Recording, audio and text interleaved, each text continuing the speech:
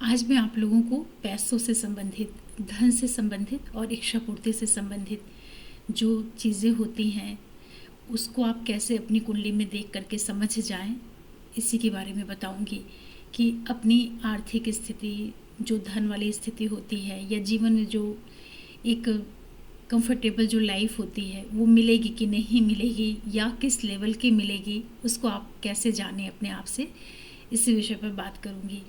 देखिए, धन जो होता है ना, ये जीवन का बहुत ही महत्वपूर्ण पक्ष होता है। कोई भी व्यक्ति जब जन्म लेता है तो उसको अपने जीवन यापन के लिए, अपने कार्यों को पूरा करने के लिए धन की तो आवश्यकता होती ही है, और हर एक व्यक्ति उसके लिए मेहनत भी करता है, प्रयास भी करता है। इसके बावजूद भी कुछ लोग होते हैं जो बहुत आसानी से चीज़ों को प्राप्त कर पाते हैं, और बहुत से लोग होते हैं जो बहुत मेहनत करने के बाद भी कुछ ना कुछ उनकी लाइफ में क्राइसिस बनी ही रहती हैं। ऐसा क्यों होता है, ये सोचने वाली बात है ना। तो चलिए, आज मैं आप लोगों को पैसों के बारे में ही बताऊंगी, और ये जानकारी मैं आपको दूँ, डिटेल में आपके साथ में शेयर करूँ। उसके पहले आप सभी दर्शकों का बहुत बहुत स्वागत करती हूँ, और जो भी नए दर्शक चैनल से जुड़ रहे हैं, आप लोगों का भी डिवाइन एस्ट्रोलॉजी में बहुत स्वागत है। देखिए, जो हमारी कुंडली होती है ना, इसमें ये 12 भाव होते हैं, ठीक है। और एक चीज़ मैं आपको और भी बता दूं कि ये जो नीचे नंबर लिखा हुआ है ना, ये मेरा व्हाट्सअप नंबर है 7987641776। तो जिन भी लोगों को किसी भी तरह से अपनी कुंडली दिखवानी है या कोई प्रश्न है, आपका कंसल्टेशन लेना है आपको, तो आप इसी नंबर पर कांटेक्ट करके और अपॉइंटमेंट ले करके फिर आप बात कर सकते हैं। और उसके चार्जेस होते हैं, फ़ी होती है, वो सब पे करना रहता है। पूरी प्रोसेस करके फिर आप उससे अपनी कुंडली को दिखवा सकते हैं। देखिए, धन के लिए आपको क्या करना रहता है। सबसे पहले तो आप ये देख लीजिए कि ये जो कुंडली के 12 भाव होते हैं ना, जो D1 चार्ट है, इसको लगन कुंडली कहते हैं, वहीं से हमको एक बार में ही बहुत अच्छे से समझ में आ जाता है कि इस व्यक्ति की आर्थिक स्थिति कैसी रहने वाली है। उसके अंदर के जो सारे सब डिविजन्स होते हैं, जैसे नवमांशा है, दशमांशा है, या जो हमारी षोडश वर्ग कुंडलियां हैं, वो सब तो बात की बात हो जाती है। D1 चार्ट मतलब जो बाहरी ढांचा है ना, वही बता देता है कि व्यक्ति अंदर से कैसा है। तो यहाँ पर जो ये 2 भाव होते हैं कुंडली के ना, ये सेकंड हाउस और ये 11वां हाउस, इससे ये धन का भाव होता है। धन मतलब कि फाइनेंस, कुटुंब, फैमिली। और ये जो 11वां भाव होता है, इसको लाभ बोलते हैं। फाइनेंस, लाभ, इच्छा पूर्ति। तो जब भी ये वाला भाव और ये वाला भाव, धन और लाभ, सेकंड हाउस को आप अपने कुंडली में और 11वें भाव को देखिए, और इसी के साथ में आप अपने भाग्य को देखिए, क्योंकि भाग्य जो होता है ना, वो बड़ा महत्वपूर्ण होता है। 9th हाउस जिसको बोलते हैं। और यहाँ पर जो राशियाँ होती हैं ना, वो बदल सकती हैं। कोई भी राशि यहाँ पे लिखी हो सकती है, लेकिन जो भाव है, हाउस है, वो हमेशा फिक्स्ड होता है, स्थिर होता है। पहला भाव हमेशा लगन ही रहेगा, दूसरा धन ही रहेगा। इसी तरीके से आप क्रम से भाव को समझ लीजिए। राशियाँ चेंज हो सकती हैं, क्योंकि जिस समय आप पैदा होते हैं तो कोई ज़रूरी नहीं है कि एक ही लगन हो, सबकी अलग अलग लगने होती हैं, क्योंकि 24 घंटे में 12 लगने होती हैं, है ना।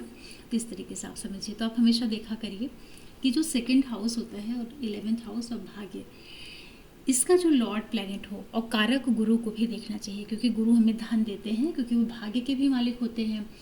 गुरु को, शुक्र को भी देख लीजिए, और ओवरऑल आप शनि को भी देख सकते हैं, लेकिन उतना आप नहीं भी जाइए तो भी आप सेकंड हाउस को देखिए कि इसका जो राशि लॉर्ड है, ये अगर मान लो जैसे नीच का हो गया, या इस भाव में कोई नीच का ग्रह बैठ गया, या ये जो भाग्य का मालिक है ये नीच का हो गया, या इस भाव में कोई नीच का ग्रह बैठ गया, तो आपको एक दृष्टि में इतना तो समझ में आ ही जाएगा कि धन का मालिक नीच, उस भाव में भी नीच ग्रह बैठ जाए, भाग्य भी नीच, भाग्येश भी नीच, तो मतलब ये आपको एक मोटी मोटी पिक्चर मिल जाएगी कि आर्थिक रूप से थोड़ी परेशानी तो आएगी। क्लियर हो गया ये।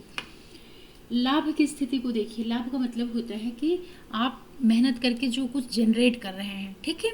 मान लो किसी को महीने की 1 लाख की इनकम हो रही है, तो वो उसका लाभ है। तो वो 1 लाख कमा करके ना पूरा का पूरा खर्च भी कर सकता है। लाभ के बाद उसको बचेगा कितना, ये आपका ये वाला सेकंड हाउस बताएगा। तो इसका मालिक जो है, इसका मालिक बहुत अच्छा होना चाहिए, जैसे कि खुद के घर में ही बैठ जाए, या केंद्र त्रिकोण में बैठ जाए, सेकंड हाउस का लॉर्ड।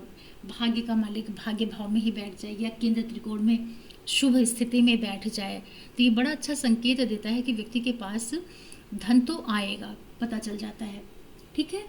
फिर ये जो लाभ का मालिक है ना, लाभ का मालिक या तो लाभ के भाव में ही बैठ जाए या लाभ का मालिक धन भाव में बैठ जाए।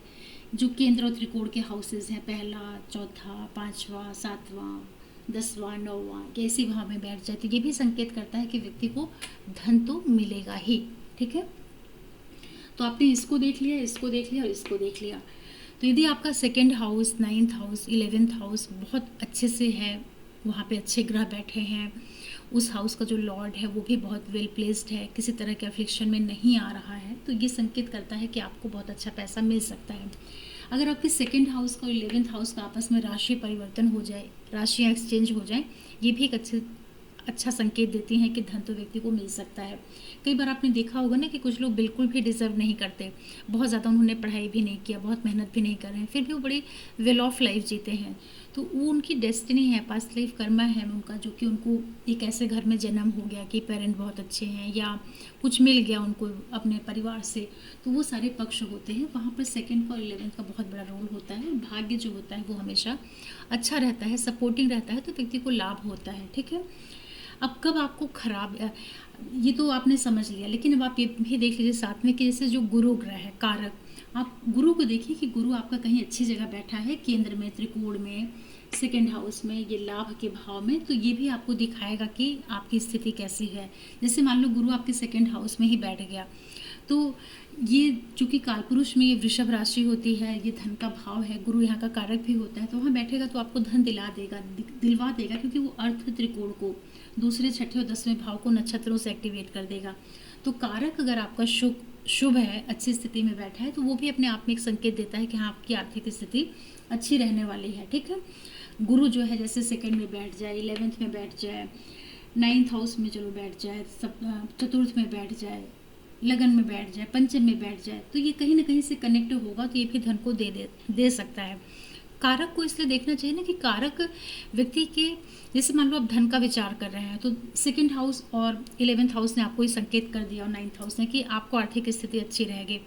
ऐसी स्थिति में अगर गुरु भी अच्छी स्थिति में है, तो आपको जो धन मिलेगा ना, उससे आपको एक संतोष भी होगा, आपको एक सेटिस्फेक्शन मिलेगा, पैसों को लेके, फाइनेंस को लेकर के आपकी जो लाइफ रहेगी वो अच्छी रहेगी, मन में एक संतोष का भाव रहेगा, जितने आपके खर्चे होंगे उस हिसाब से बराबर आपको धन आता रहेगा।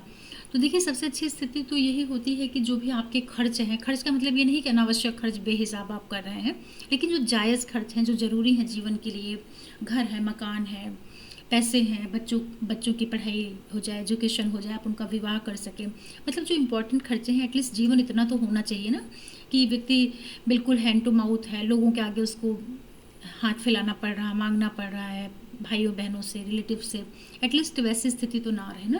तो इसीलिए आपको सेकंड और 11th और भाग्य का विचार करना पड़ता है। अब लग्नेश देखिए आप स्वयं होते हैं, तो आपको भी थोड़ा अच्छा होना चाहिए। मान लो आपको धन खूब मिल रहा है, लेकिन आपको संभालने की क्षमता ही नहीं है, तो लग्न को भी थोड़ा देखना चाहिए। अगर लग्न भी अच्छा है, बलवान है, तो कई बार क्या होता है कि धन की स्थिति बहुत प्रबल ना भी हो, तो भी आदमी मेहनत करके और इन प्रकार कुछ न कुछ करके वो काम भर का पैसा अर्जित कर लेता है।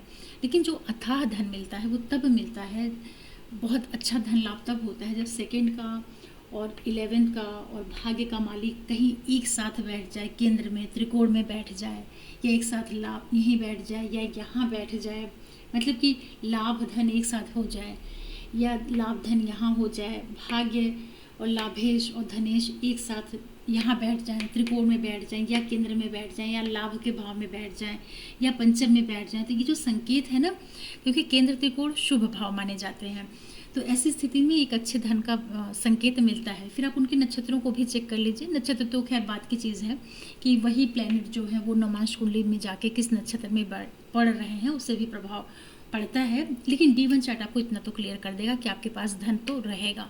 ठीक है, कब व्यक्ति को धन की बहुत तंगी होती है, जैसे मान लिया कि सेकंड हाउस में पापी ग्रह, सेकंड हाउस भी अफ्लिक्शन में है, कहीं 6-8-12 में चला गया, पाप प्रभाव में आ गया, व्यक्ति बहुत मेहनत कर रहा है लेकिन उसको पैसे ही नहीं मिल पा रहे हैं, या बड़े रुक के मिल रहे हैं, अटक के मिल रहे हैं, इसी तरीके से आपके लाभ का मालिक है। देखिए लाभ का मालिक तो जब नीच का होता है या लाभ के माल भाव में कोई नीच का ग्रह होता है तो वो पैसा तो दिलवा देता है। वो इसलिए दिलवाता है क्योंकि ये उपचय भाव होता है, वो काम त्रिकोण होता है ना ये। तो जो व्यक्ति की इच्छाएं होती हैं फाइनली वो पूरी हो जाती हैं। तो उस दृष्टि से तो देखिए ठीक है। लेकिन जब कभी ये लाभ का मालिक 12वें भाव में चला जाता है, छठे में, 8वें में, थोड़ा संघर्ष बढ़ा देता है क्योंकि ये त्रिक भाव है ना, इस वजह से। या कई बार क्या देखा जाता है कि जैसे लाभ का मालिक जब व्यय भाव में चला जाता है तो व्यक्ति को ना ऐसा नहीं है कि उसको पैसा नहीं मिलता है, क्योंकि अपने भाव से तो द्वितीय में जा रहा है ना, तो लाभ की तो वृद्धि करेगा ही। यहाँ पर मैंने ये देखा है कि व्यक्ति को उतना ही पैसा मिलता है जितनी उसकी ज़रूरत होती है।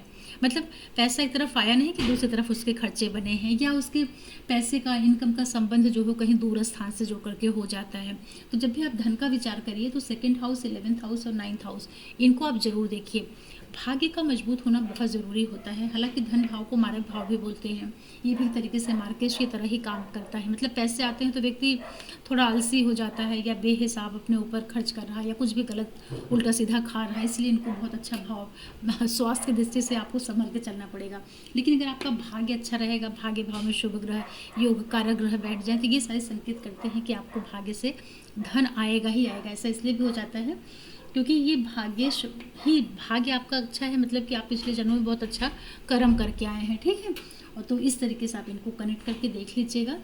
तो बहुत छोटा सा ये वीडियो है, लेकिन इससे आपको हिंट मिल जाएगी और आशा करती हूँ कि जो मेरे वीडियो है उससे आपको कुछ लाभ होता होगा, आप समझ पाते होंगे।